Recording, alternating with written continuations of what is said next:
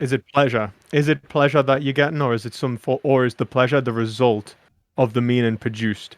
Self-evident knowledge of what is painful and what is pleasurable necessarily implanted within you.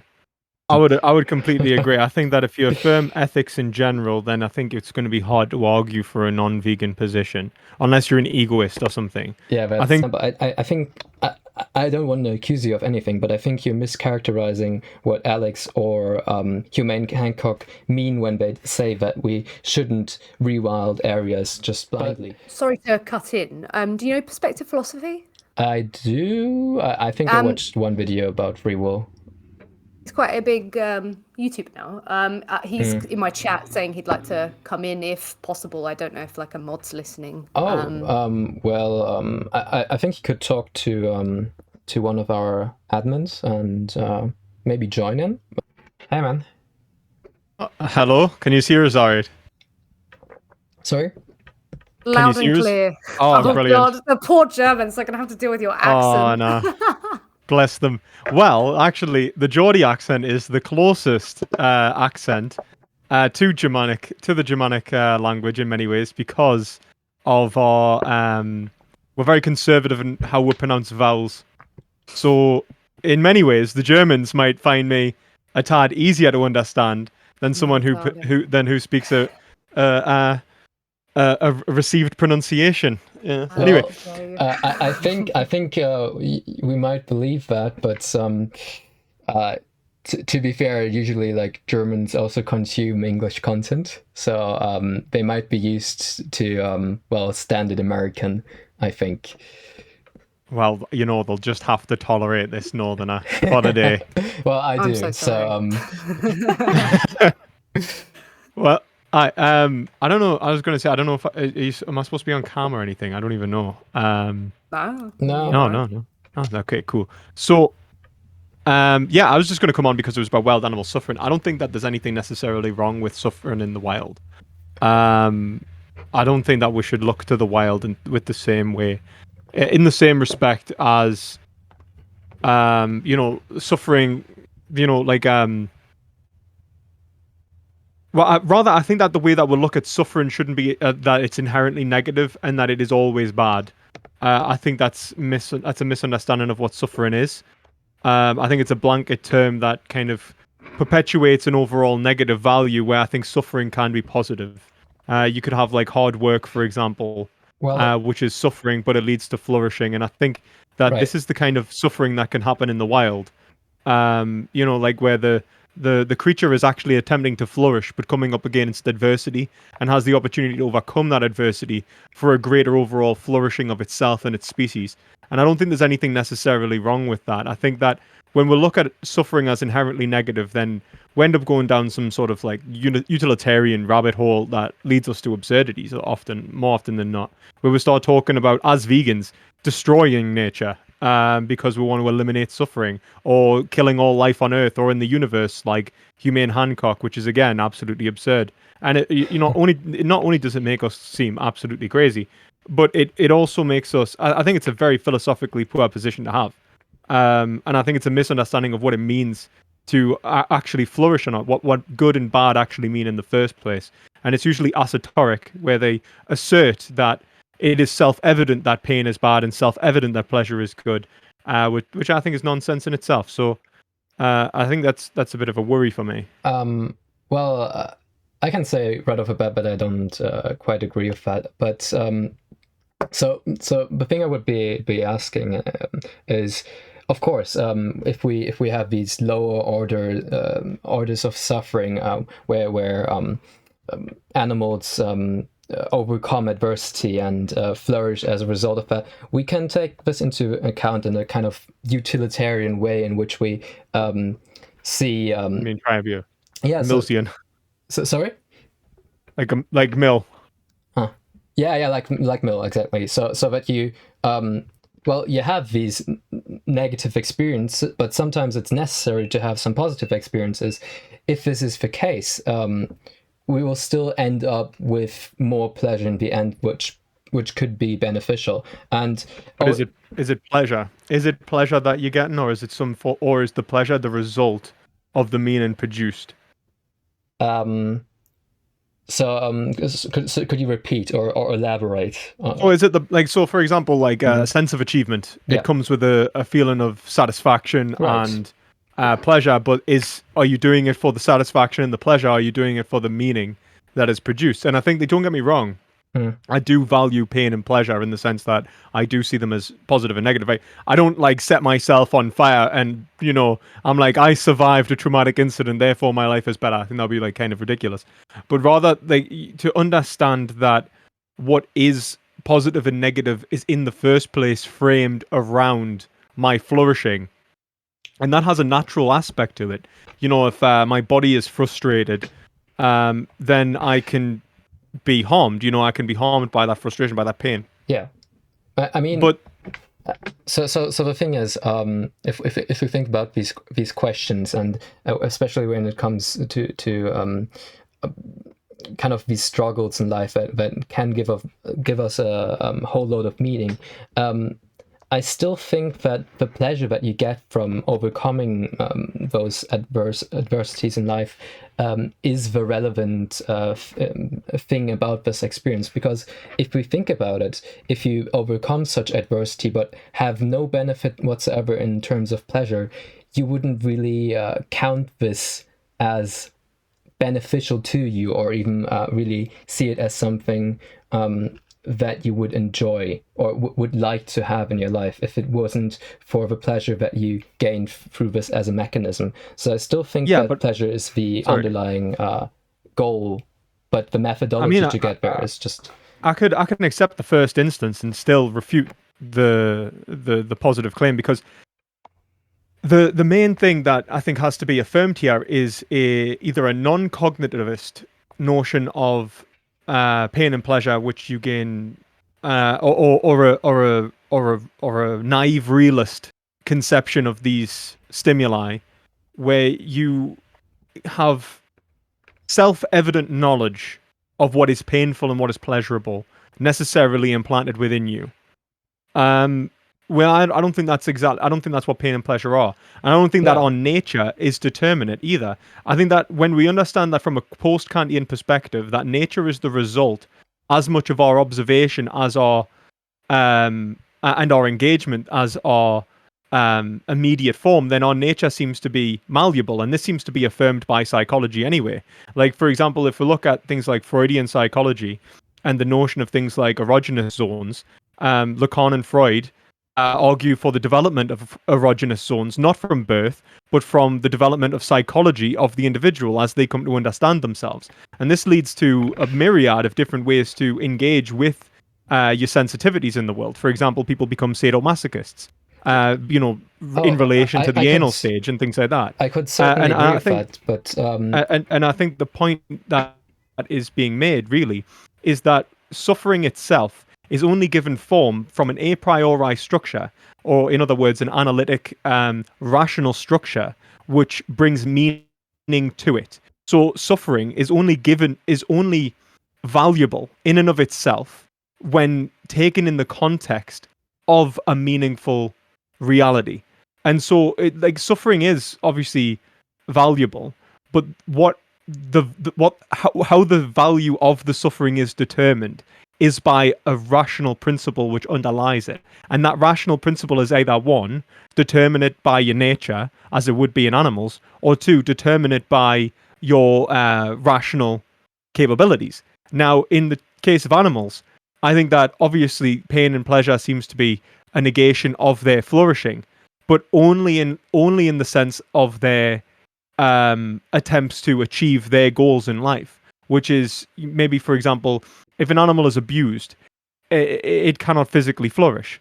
If an animal is tortured, it cannot physically flourish. But if an animal, let's say, has to work hard to survive, let's say it goes through toils, but then comes out and flourishes, then the overall relationship with suffering itself will be determined in such a way as the animal is living a good life, that it is overall happy. Don't get me wrong, this can be frustrated in nature. Animals which are starving to death, animals which are, disease-ridden. These unfortunate, tragic scenarios do happen. But I think all of nature isn't designed to constantly frustrate animals. And I think that nature itself has an end goal. And when we look at habitats and ecological systems, there seems to be a balance in place as to allow animals to flourish. And so I don't think that we need to look at nature as it's just this brutal place where everything dies and gets mutilated and it's horrible. I would agree. It does have a lot of good. I would agree, and I mean, I don't try with this argument and bringing up wild animal suffering. I don't want to claim that there is no flourishing in nature and that there aren't aspects of beauty in nature. Just as with anything, like even if you think about putting animals into these organic farms, not everything about these farms is necessarily bad. They still have. In some, I completely disagree. I think everything about those farms is necessarily bad. Well, I think that is a major difference. You think it's intrinsically bad to because if you do, then you would also affirm the position that not only farms to raise animals to eat them have something morally abhorrent about them, but also farms that or sanctuaries that keep animals to save them. Quite the contrary. You look towards the material basis and see that as determinant of the mechanism, when I see the intention of the agents as determinate, as in the rational principles underneath them. So you're more sanctuary saves. I'm a deontologist, yeah. I'm not a Kantian, but I'm a deontologist. Yeah. Okay, yeah. I'm a very strict utilitarian, so that's bound to be interesting, this conversation. But yeah. We should probably talk this up rather than obviously it's interesting to unpack, but at the same time, I think if we end up going into, I think we'll both agree on the broad overall. Let's stop killing animals. Yeah, I mean that's the basis. I think even if you take any kind of moral position, be it a Christian perspective, a Muslim perspective, most of these either allow or affirm veganism in some sort, and we do not have to go back and be utilitarian necessarily to affirm the vegan position. I think it's very much so applicable to Kantianism to say, okay, well, the intention of killing a sentient being is, of course, an abhorrent idea to kind of affirm as being 100%. I mean, I think that some of the 100%. Sorry to interrupt. I was going to say some of the most famous Kantians in the world are vegan. Like you've got Christina Korsgaard, not vegan, but what are the pro animal liberation. I don't know if she's vegan. She wrote on animal rights.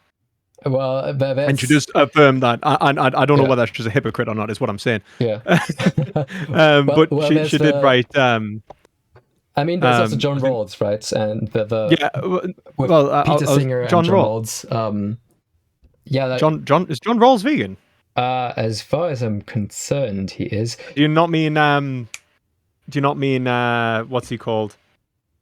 Oh no, Case for Animal Rights, Tom Regan. Maybe I'm confusing them, but so the thing I was trying to say, like there are these different schools of thought, and well, for anyone listening, in any case, our conversation shouldn't really lead anyone to a position of non-veganism. I would completely agree. I think that if you affirm ethics in general, then I think it's going to be hard to argue for a non-vegan position, unless you're an egoist or something. Yeah, I think that's a different issue. And then I think that I can just rip that. I think you can just rip that apart anyway. Yeah. But the thing is that the main one. The main thing I'd say is that, like, in terms of, for example, the most dominant ethics in the world, I'd say is probably Christian ethics, right? Like, being the largest religion and the most sort of even endemic influence on Western culture. For example, even atheists in the West often have Christian ethics sort of drilled into them without them even realizing it, like that kind of yes, Jordan Peterson kind of Jungian. I'm really annoyed by that, to be honest. But oh, really? I think Christian ethics are some of the best ethics in the world. That comes from your deontology, I presume. Well, that, and I think just reason in general. I think Christianity, when understood, is often not what people think it is. And obviously there are variations of Christianity, which is obviously saying Christianity. It's kind of, it's a bit much of a blanket term in some respects. It's a bit of a generalization when you consider that, when we say Christians, we're putting Calvinists and Catholics in the same category, and they are radically different notions of reality. Especially on free will. It's free will. A huge deal. Pentecostal Christians are out there thinking that they can heal people with the Holy Spirit and speak in tongues for Christ's sake. I know. So you know what I mean? Yeah. We'll all have our problems. But I think like Catholic ethics, I think are solid. I think that the only thing about Catholic ethics, I think there needs to be some improvements made, specifically homosexual marriage in the church. That's a real big problem. I think some relationships to, I think how we understand abortion, I think the way that the structure of the church hierarchically probably needs to be addressed. But, I think overall, the ethics of love thy neighbor, I think align beautifully with veganism. Once you understand that neighbor and other are the same. I do agree, but may I interject for a second? Because since this is a stage on veganism, and we kind of have to get back on topic, and I would love to continue discussing Christian ethics and its applicability. I was actually just trying to say that I think all Christians should be vegan. I genuinely do. I agree, and especially if you think about Christ and the way in which things are framed, and him also being the lamb, and if you think really deeply about it, that you cannot really justify having compassion and killing animals at the same time. But let us take up the angle of wild animal suffering for a second time, so we kind of get back to that, because I would like to respond to what you were saying, and after that I would really like to pull up some people from the audience so we can keep on debating. But I mean, you seem to be a very interesting person. I think I watched your video on free will as I was producing mine. And yeah, if you're up to it, we can have a conversation again, but maybe on another day, because the stage is has got a 100% man on veganism. So about wild animal suffering, and then we will take other people to debate. I think that even with overcoming these adverse situations and often disastrous situations, I feel like, because if you take these examples of animals just starving to death, this is a thing that frequently happens, and almost any animal death in the wild is very likely brutal, and in a certain sense something that doesn't really even from a deontological perspective, where you think meaning is derived from struggle, you end up with a situation where you have like this temporal position where you have the animals suffering to death, and after that they just disappear from existence, so there's nothing to be gained from the struggle. So specific, that's a claim that I think I wouldn't affirm. You wouldn't affirm that animals usually in disappear the wild from existence? No. You mean like their consciousness doesn't disappear? Yeah. Okay. Yeah, do you have any evidence to support this claim? We could go into the metaphysics of the soul, but I don't think that's exactly what we're supposed to be doing. Right. Like, if you want to have a discussion on the metaphysics of the soul, then I'm happy to. But I would 100% affirm the existence of a soul. Okay. And the existence of consciousness. I would even go so far as to say that, for example, from a post-Kantian perspective, consciousness can't be removed for knowledge to be possible, and so the affirmation of consciousness must be necessary. Well, I do agree with consciousness as being in existence, of course, because I think you missed the point. This is why I said this is the problem I had with your utilitarianism as well, because it requires a pre-Kantian notion of epistemology. But the thing is that the what I'm affirming is that consciousness itself is the foundation of reality. That I'm affirming a kind of idealism. Oh, yeah, now, I see. Well, I'm actually working on. Okay, that's very off topic. I'm sorry, Ellie, if we're railing off. I hope... She's gone, man. She's gone. She's gone. No, she's here. I think she just went right back. Okay. So the thing is, Well, I'm working in this area right now, and I'm trying to work on a theory of free will and consciousness, and it's a very complicated issue, and I think we should, as you said before, should concentrate on the vegan issue. But don't you think that even though, I still don't see how the struggle in the lives of animals in the wild is really beneficial to them. Of course, you have this overcoming of adversity, but if you had the opportunity to give or create lives that of animals, for example, having But I get what you're going to say. Like you're saying, like, so for example, if you were to, let's say you were to be the gardener, the steward of nature that aids the natural flourishing of all species, helps prevent their suffering, their diseases. Yeah, that would be fine. I have no problem with that. That's not, and I think that would be affirmed from my position anyway. How so? The thing, well, because you'd be aiding in their flourishing. You wouldn't be annihilating their existence. Okay. Like that's like, so the point is that a utilitarian often leads to a negative utilitarian stance. In this regard, where you eliminate nature, where my stance would not forward the necessarily. stewardship. I wouldn't.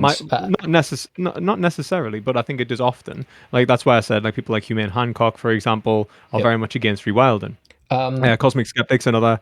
I know both of them. It's not an uncommon stance, and I think it's a rational conclusion. I think from this, I mean, you could obviously affirm that if you could rebalance the suffering of nature, but I think even then you have to argue from a point of principality as to what is the correct balance of pleasure and pain, and how you know that. And that was essentially the argument given in the Gorgias by Socrates. How could pleasure or pain be the principle themselves? Because we need to determine what is the correct balance of pleasure and pain. Now, I think that from that standpoint, you would have to refer to nature. You'd have to refer to their nature, the principality which underpins what is positive and negative in relation to their flourishing, right? And I think from my standpoint, I can do that. And I can say that an individual should act as a steward for nature, within nature. We should stop things getting out of control. We should try and help animals prevent diseases, save them from natural disasters, things like that, whilst and enable their flourishing like a steward of nature. And I mean, that is built into Christian ethics. Stewardship for nature is actually built into it. So I don't think that, you would have to say, well, it's clear that some animals, like less animal suffering, would be good. But yeah, I would agree. But only so far as we're promoting that flourishing. Well, like if we're just eliminating suffering for its own sake, may interject. Then it ends up being bad. I on the whole agree, but I don't think that you have to go to deontology necessarily, and even you're even able to take a utilitarian stance and not necessarily a negative utilitarian stance, because for example, I think I don't want to accuse you of anything, but I think you're mischaracterizing what Alex or Humane Hancock mean when they say that we shouldn't rewild areas just blindly, because it's not necessarily negative. Negative utilitarianism only accounts for situations in which you put suffering as the kind of poster child of utilitarianism, where this is a thing to be eliminated by all cost, and that's just simply not what they're claiming. But that's yes, it is though, because if we look at it I don't think so. I don't think so. And even if I do, guys, can I just put like a 2-minute timer on this? I know because it's a big discussion, but I think loads of people got their hands up. Right. If that's all right.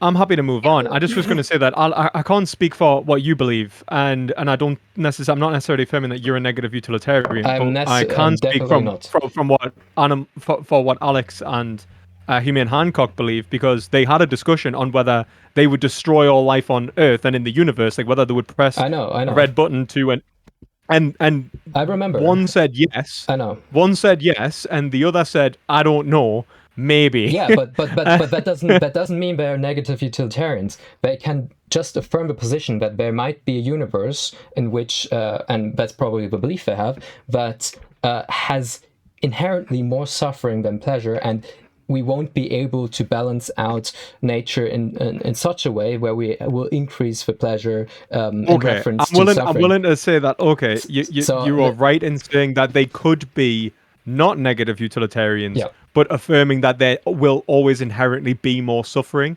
That's what they do affirm, of course, yeah. But I don't affirm that. I don't believe that. But that, I mean, that's irrelevant necessarily for the point in which I'm making, which is essentially that I think that that stance on suffering is incomprehensible because how you understand suffering is against the nature of a creature, and the principality beneath it. Otherwise, you're just going to have to assert the positive and negative value of a given suffering. And then how are you going to do that? You don't have to assert the positive and negative value. There are, at least in humans, because we can use questionnaires with assessing human suffering, there are attempts to find a neutral point between suffering and pleasure and to kind of... But what are you going to use? You're going to end up having to use something like induction. You're going to have to use induction, but that's in any process. So then you're going to fall into the... No, it's not in any process. Everything post-Kant in continental philosophy has overcome the problem of induction. It's only analytic philosophers who have yet to overcome the problem of induction. If you believe in the scientific process and us finding things out about the world, you gotta... Then you should reject induction. Right, nerds, listen to me. Okay. We're going to come on my channel later and talk about this. I would love to. Pete. What's your name, by the way? Lewis. I would love to keep on talking to you. I mean, this is seriously interesting, and I think we should have this discussion because you both love stuff like this. Yeah. So. I'm really I'm impressed about the depth of the conversation. So let us keep this up, but another time. Yeah. Yeah, absolutely. Okay, great, man. Thank you, PP. Thanks for coming on. No, it's no problem, man. Do you just want us to stay for questions, or should I just bounce? It's up to you guys.